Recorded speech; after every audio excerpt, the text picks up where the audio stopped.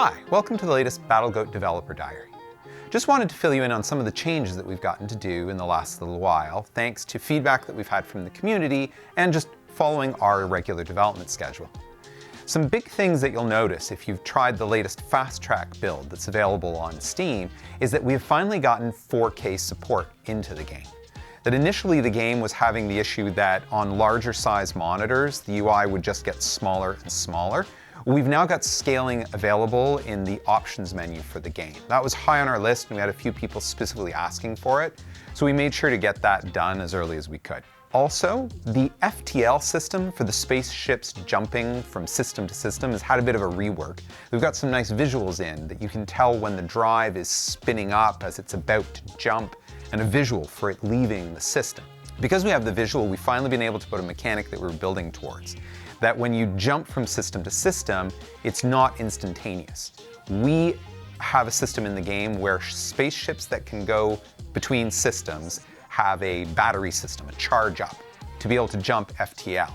So you now see that charge building up, and when you tell them to jump, the ships have to spin up their engines. They have that moment in time where they're a little more vulnerable, because if they move or engage in combat, the order gets lost and they have to spin up again. We really hope that as the combat system evolves more, that'll make for some interesting battles when you're tight in the thick of things. Another thing that we've been able to do is the click sequence of what you click on to give the orders and the advanced orders in the list. Getting more of the visuals in place got us some really good feedback from the community on what was intuitive and what was not working as well. So we've reworked some of those functions, and it's actually going to get a bit more rework on our next fast track whenever that goes up. But it definitely feels a little more natural when you're picking your units and giving them the orders. At least that's the feedback we're getting. So, and some of that feedback leads me to wanting to say a big thank you to one of our longtime players, Jacobo, who joined our forums back in 2002 when we started out. And he's come back and, just as he always did, has some great feedback for small things that we might be missing that we're looking at. So we want to recognize him as our community member, that he's the winner of some BattleGoat swag. And just a reminder, any of you can give us your feedback and potentially get noticed and get some of that BattleGoat swag.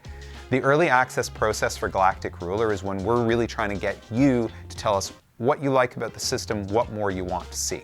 And just to wrap up, I'll also say there's been a lot of people asking about the AI, because we've been very focused on the player experience so far. Work has begun on some of the AI orders, getting it more aware of the planet level, the space level, that is on our near future plan. So that gives you a bit of sense of what we've been working on and a bit of clue of where it's going next.